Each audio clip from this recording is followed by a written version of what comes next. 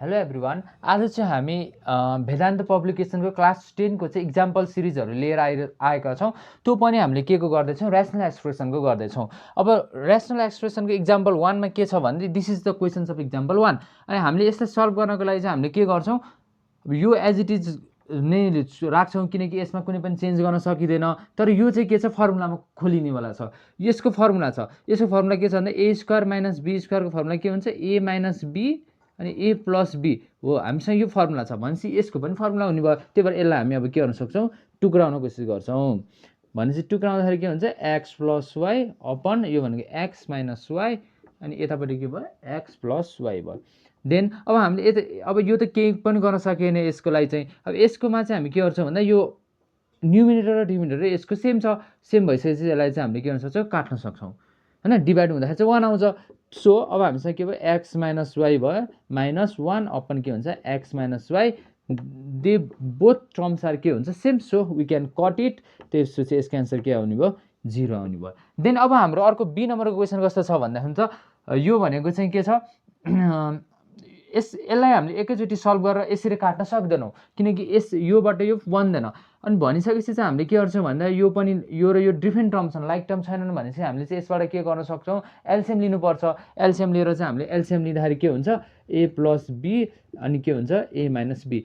अब यो normally LCM कसरी भएको भनेर एकचोटि थोरै बुझाइदिँदाखेरि चाहिँ के हुन्छ भने, ए प्लस बी र ए माइनस बीलाई हामीले के गरेको, नर्मली हामीले नम्बर हुँदाखेरि यस्तो गर्थ्यौँ, दुईवटा नम्बरलाई राखेर।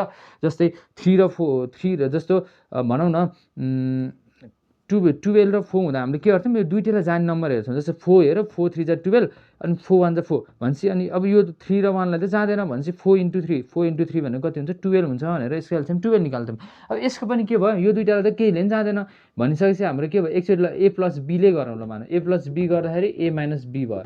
अनि अर्कोचोटि म के गर्छु, ए माइनस बी गर्छु। यो गर्दाखेरि के भयो, यस्तो भयो। भनेपछि ए प्लस बी अनि ए माइनस बी दुइटालाई चाहिँ मल्टिप्लाई गर्दा आएको A plus B A minus B हो। तर यति खासै छैन, तर प्र्याक्टिस गर्दै गर्दै गइसकेपछि त यो आउँछ। त्यस्तो के त्यो किन भयो भनेर यो सिम्पली कुरा मैले रिभाइज मात्रै गरिदिएको। भनेपछि अब हाम्रो के भन्नु, A square plus AB plus B square माथि न्युमिनेटरमा छ होइन। अनि यसको तल त हामीले के बनाइरहेछौँ, A plus B A minus B बनाइरहेछौँ। भनिसकेपछि चाहिँ अब हामीलाई यसमा के चाहियो, यहाँ के छैन भनेपछि यहाँ ए माइनस बी छैन, जे छैन त्यही लेख्ने। Plus A square minus AB plus B square.